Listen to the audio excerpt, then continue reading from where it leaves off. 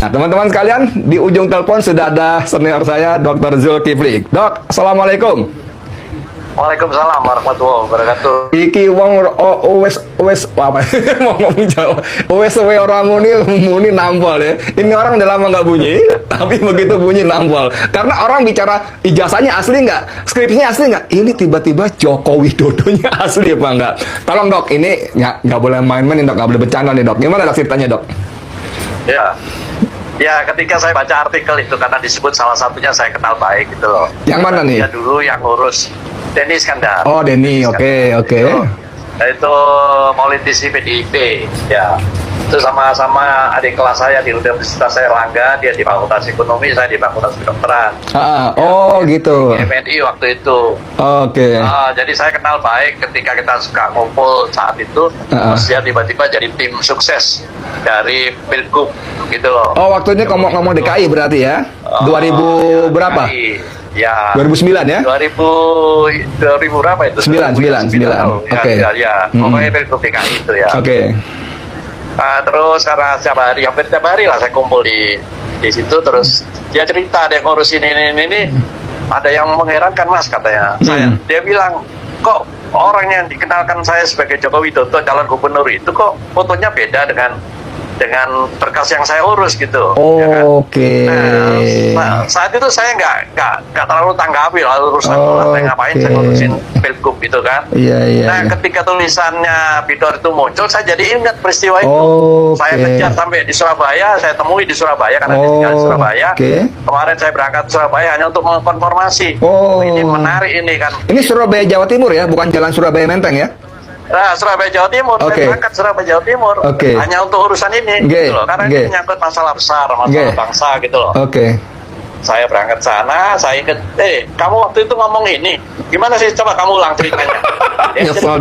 Kan saya sudah ngomong sama sampean, kamu nggak ngereken katanya gitu. Bahwa ini kok lain foto yang di berkas yang saya urus dengan orangnya. Gitu. Wah ini. Waduh, harus saya telusuri nih. Saya bilang begitu. Terus saya konfirmasi dengan beberapa teman akrab lah, tokoh-tokoh intelijen yang duduk di posisi-posisi penting. Mereka cerita, itu biasa itu penyamaran. Jangan masuk dulu, jangan masuk itu nanti babak berikutnya. Akhirnya aku takut sih. Kalau si Denny bilang, ini orangnya kok beda dengan berkas yang saya urus. Berarti Denny sebelumnya kenal dong dengan Joko Widodonya dong. Sehingga dia bisa membandingkan berkasnya dengan orangnya beda. Pripun? Loh bukan, berkasnya kan dia tahunya dari berkas itu kan. Tapi ketika ketemu kok beda ya orangnya ya, gitu. Dia ngomong, mas kok beda ya orangnya ya. Ketemu Jokowi yang sekarang apa yang hilang? Yang sekarang yang hilang. Dia udah kenal sama yang hilang, yang katanya hilang udah kenal sama yang itu kan berkas-berkasnya kayak kacamata, barkomis. Loh orangnya ini begini. Nah, ya saya waktu itu nggak ngeh lah urusanmu lah, saya nggak ikut-ikut, saya bilang gitu kan.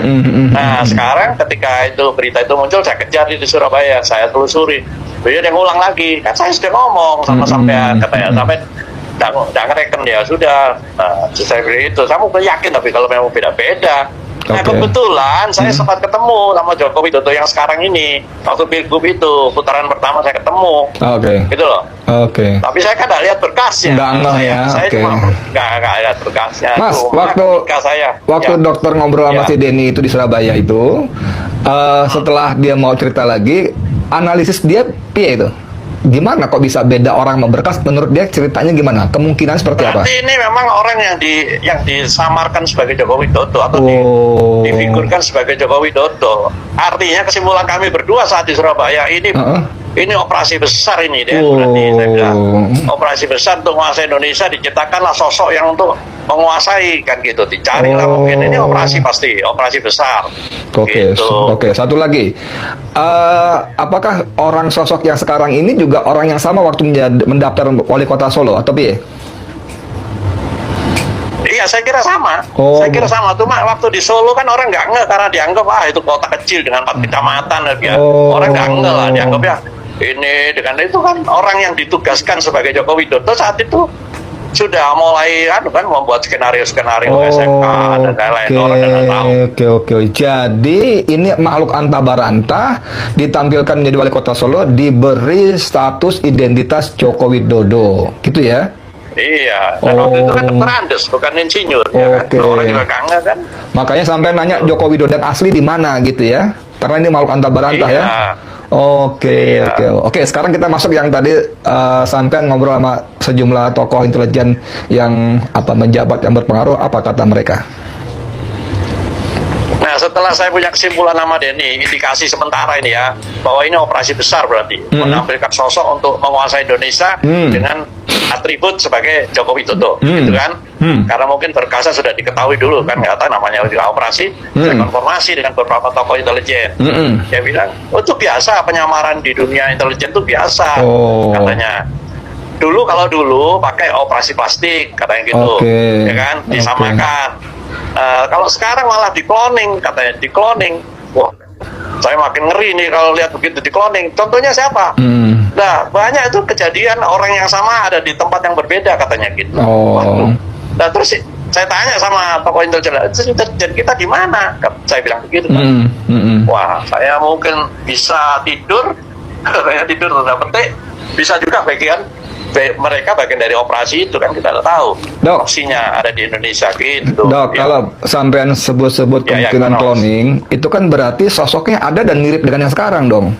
Fisiknya apa ya? Kalau cloning kan persis sama, duplikat. Iya.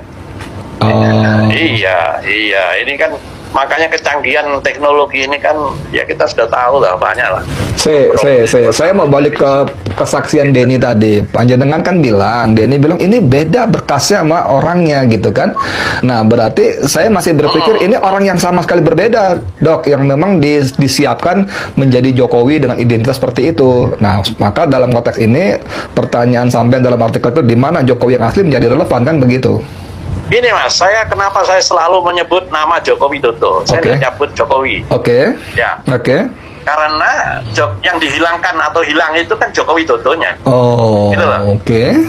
Dimunculkan nanti disebut Jokowi. Bahkan ada cerita dari Joko Widodo yang saya indikasikan palsu itu ngomong Jokowi ini adalah nama yang dibuat oleh seorang Jerman, katanya dia. Teman saya dari Jerman. Ada cerita itu, betul. Ini kan ada, kan ini berarti orang ini memang sudah disetting gitu dengan segala teknologi anunya gitu.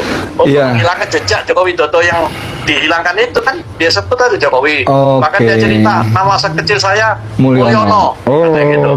Kan konsentrasinya ke situ jadi orang, tidak sampai ke yang aslinya gitu. Teman-teman sekalian penonton Bang Edi Channel, di paragraf ini memang Dr. Joel menulis gini, antara lain ya, keberhasilan dari sebuah operasi intelijen seringkali terletak pada keberhasilan membentuk persepsi publik. Dalam kasus ini, persepsi yang sengaja dibangun adalah seputar keaslian ijazah Joko Widodo, mengalihkan perhatian dari kemungkinan yang lebih serius, bahwa sosok yang mengaku sebagai Joko Widodo sebenarnya bukanlah orang yang dimaksud. Wih, ngeri banget ya. Nama panggilan seperti Jokowi, bahkan penyebutan nama Mulyono semakin memperkuat dugaan ini. Gitu, Dok ya? Ya, betul. Memang kalau kita dengar cerita teman-teman sekalian, Jokowi itu mengaku bahwa nama Jokowi itu pemberian orang asing. Karena melafalkan Joko Widodo buat orang asing itu agak repot. Jadi disikat jadi Jokowi, kan begitu, Dok ya? Repot, ini kan bohong ini sudah. Ya itu skenario bohong. Oke.